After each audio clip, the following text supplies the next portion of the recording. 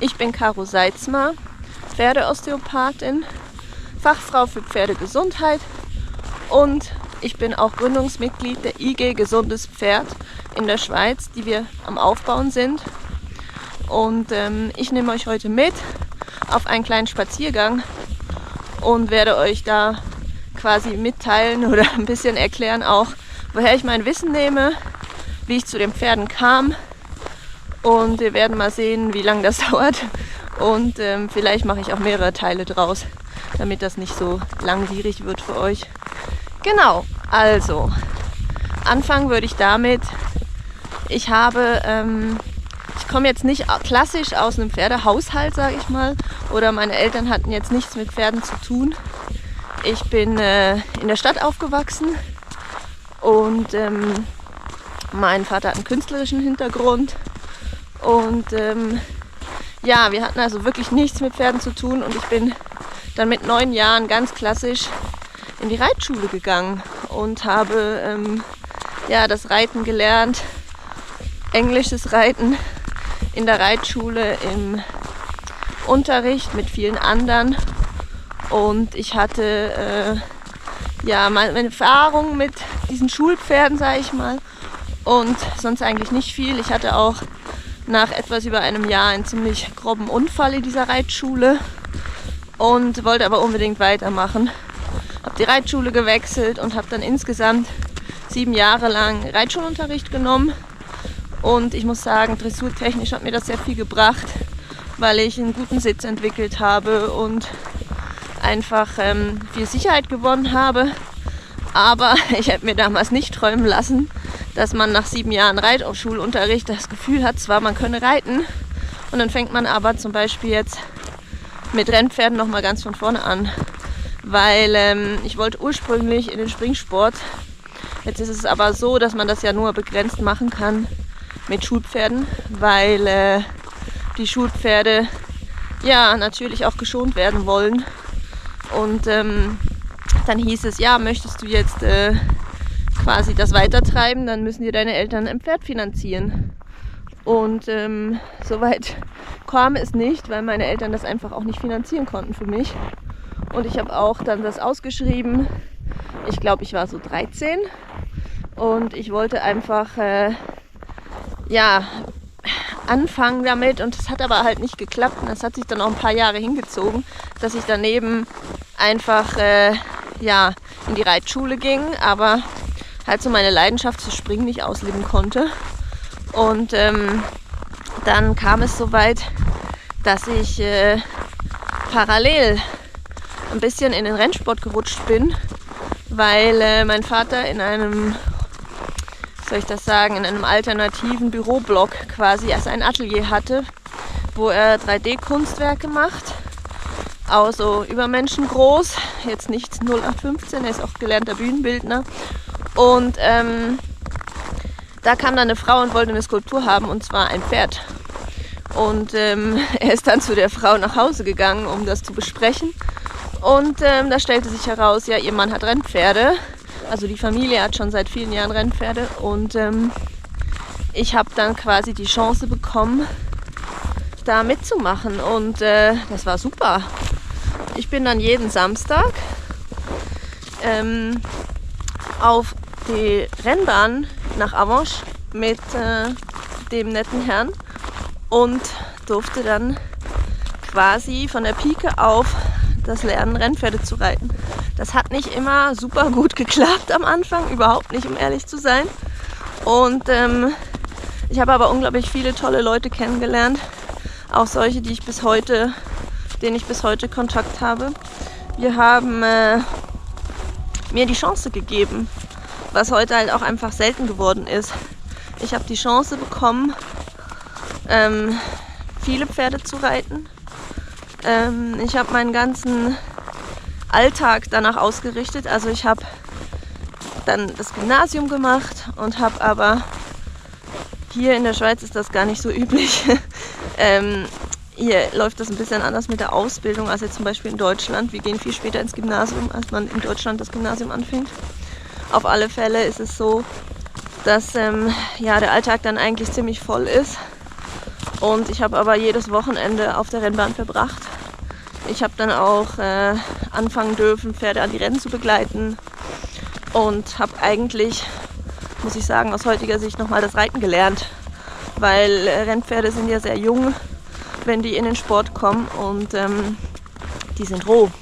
Also das ist nicht wie in der Reitschule, wo du ein ausgebildetes Pferd kriegst, sondern du bist quasi da, um dem Pferd diese Dinge alle beizubringen. Das heißt aber auch, dass ich da natürlich eine Bildungslücke hatte, eine ziemlich große sogar. Und ich habe dann mir das aufgearbeitet innerhalb von ungefähr 3 Jahren. Also 3 Jahre hat das gedauert, bis ich zuverlässig, sage ich mal, einsetzbar war und diese Pferde auch so reiten und unterstützen konnte. Und ich muss sagen, ein Pferd, das roh ist, das sagt dir als Reiter ganz genau, was es von dir braucht, damit es quasi damit zurechtkommt mit der Aufgabe, die man ihm stellt.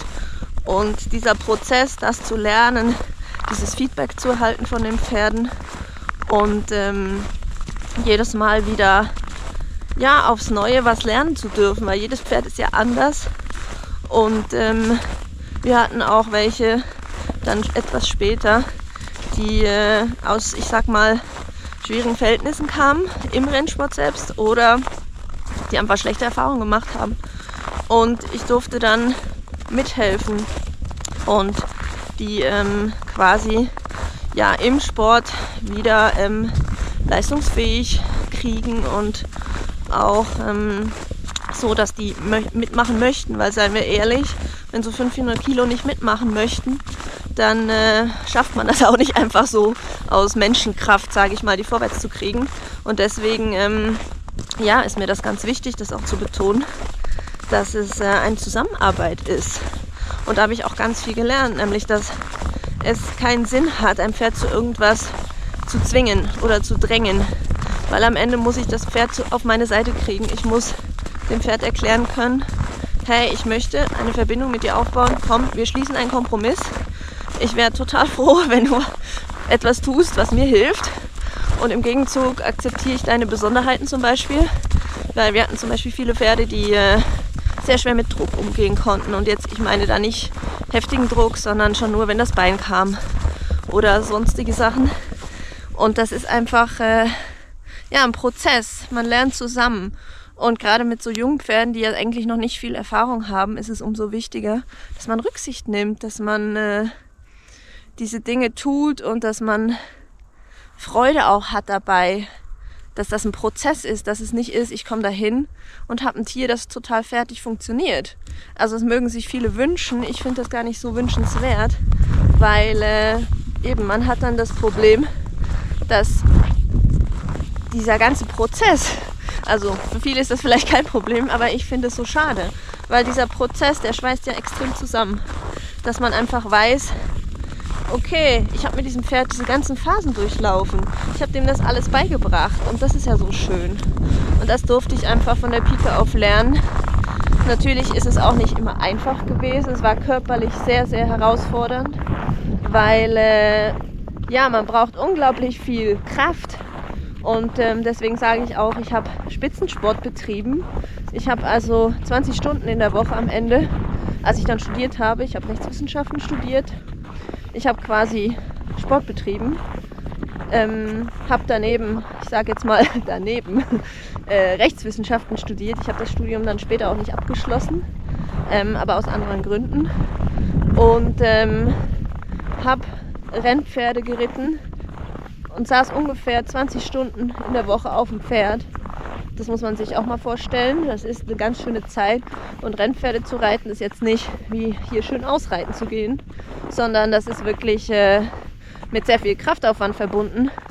Mal so zum Vergleich. Ich habe mal eine Pulsuhr angezogen mit Bauchgurt von Polar und habe das mal gemessen. Also ich hatte dann bis mittags schon ungefähr 5000 Kilokalorien verbrannt. Und wir haben ungefähr um, 6 Uhr angefangen ungefähr. Und meistens ist man mit Rennpferden mittags fertig mit dem Training. Und hat dann aber am Abend natürlich noch einen Abendstall. Also man geht ja nochmal hin, man füttert die wieder. Die werden nochmal bewegt im Schritt. und mache den Stall. Das ist auch alles nochmal Arbeit und alles in allem kam ich dann so an einem Tag locker auf meine 6.500 Kalorien. Und deswegen glaube ich, ist es auch berechtigt zu sagen, ich habe Spitzensport betrieben. Ich habe insgesamt 8 Jahre im Rennsport alles gegeben, würde ich sagen. Alles, was mir möglich war und alles, was ich unter den Umständen, in denen ich unterwegs war, tun konnte. Und ja, das hat so ein bisschen, jetzt wisst ihr so ein bisschen, was mein Hintergrund ist. Wichtig ist auch zu sagen, mit den jungen Pferden lernt man halt unglaublich viel, was Sicherheitsaspekte angeht, im Umgang mit Pferden, in der Ausbildung, im Transport. Wir waren viel unterwegs, natürlich auf verschiedenen Rennplätzen. Und man lernt einfach auch Sicherheit zu vermitteln, weil sie das brauchen. Ich hatte das Privileg, dass ich eigentlich immer sehr gut Zugang zu den Pferden gefunden habe und die auch im Führring dann entsprechend beruhigen konnte, weil natürlich ist so ein Rennpferd auch sehr aufgeregt, wenn dann auf einmal Lautsprecher sind und viele Menschen. Und ja, das hat mir einfach, wie soll ich sagen, das Rennfieber hat mich sehr erfasst. Aber heutzutage bin ich nicht mehr aktiv im Rennsport, weil ich einerseits natürlich auch älter werde, wie alle anderen auch. Und weil ich auch sagen musste, dass es in der Schweiz jedenfalls ja ein sehr kleiner Sport ist, also eher so ein Provinzsport. Und das ist auch gar nicht so einfach, da immer was zu finden, was einem so entspricht. Also wo man quasi voll dahinter stehen kann. Und ja, wie soll ich sagen, die Wege sind dann auch nicht immer die kürzesten. Das heißt, da wo man dann gerne reiten würde, das ist dann halt nicht um die Ecke. Und finanziell muss man schauen, dass man über die Runden kommt. Entsprechend ja, kann man sich dann diesen Luxus, den ich als Studentin mir noch leisten konnte, obwohl das natürlich auch ein hartes Leben war, sage ich mal.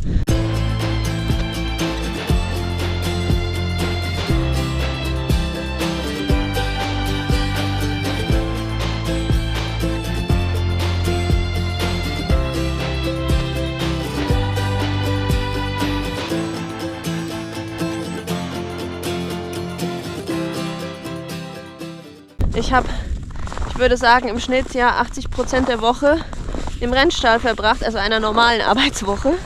Ich habe daneben studiert, das heißt auch, ich glaube, das waren ungefähr 3 Tage an der Uni.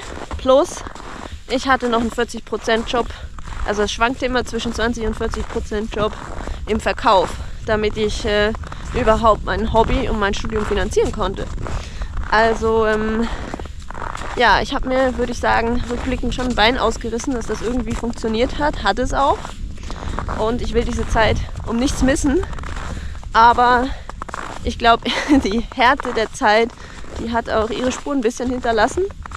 Und auf jeden Fall bin ich heute ein bisschen anders unterwegs. Aber diese Erfahrung will ich wirklich mitnehmen. Und ich möchte ganz doll betonen, dass das unglaublich wertvoll war.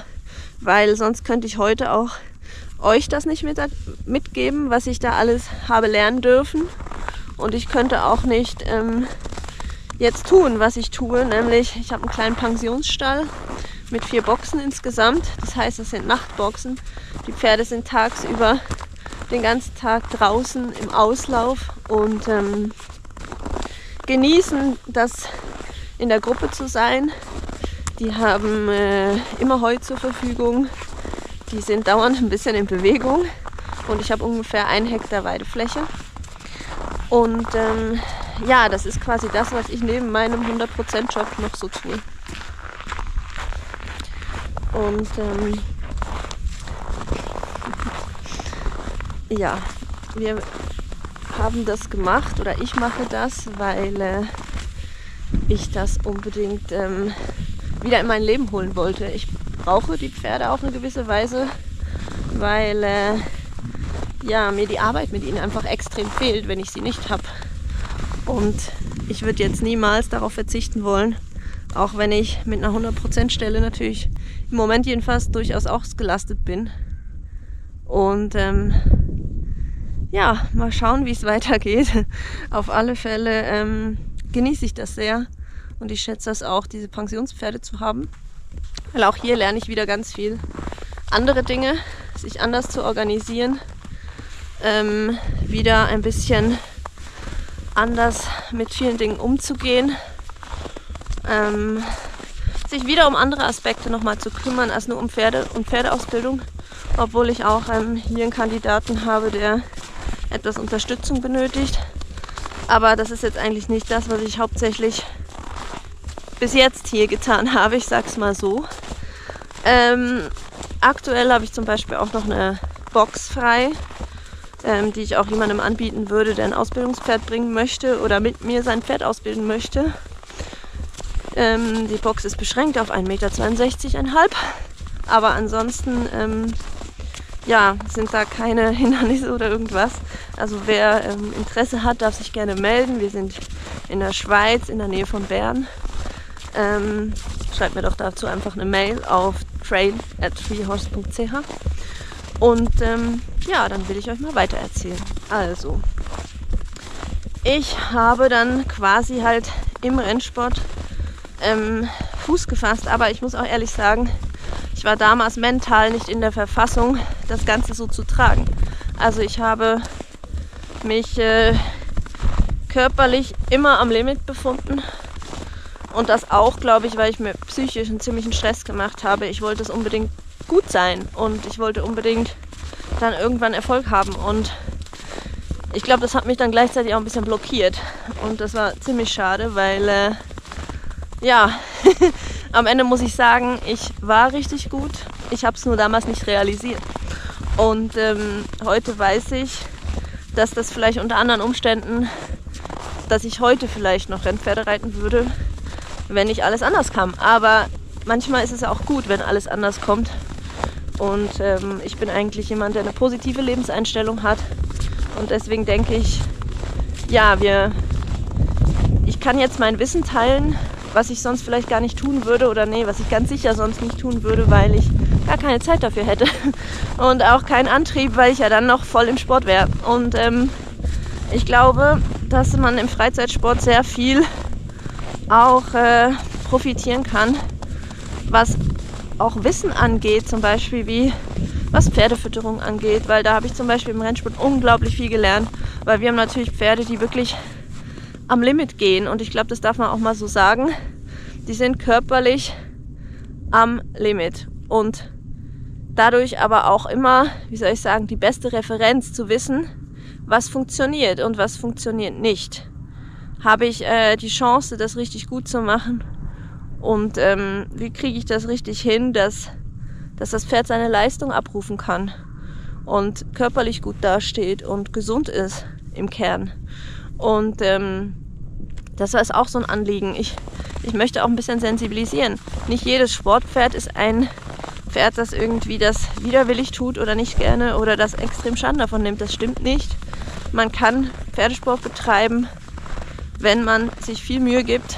Und ja, es ist Aufwand, sein Pferd gesunderhaltend sportlich einzusetzen. Aber ich denke, das muss das Ziel für uns alle sein, weil wir wollen ja alle, oder jedenfalls die meisten, die sportlich aktiv sind, möchten doch mit ihrem Partner was gemeinsam tun und nicht einen Sport haben, der ja, das Pferd fordert am Schluss.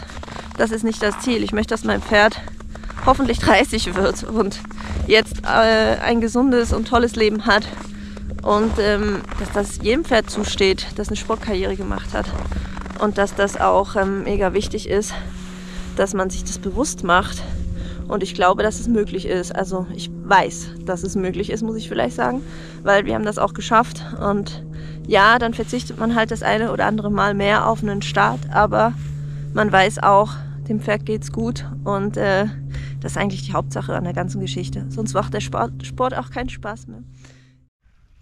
Vielen Dank fürs Zusehen und ich freue mich, wenn ihr ein Abo da lasst und einen Daumen hoch und hoffe, ihr seid auch das nächste Mal wieder mit dabei. Tschüss!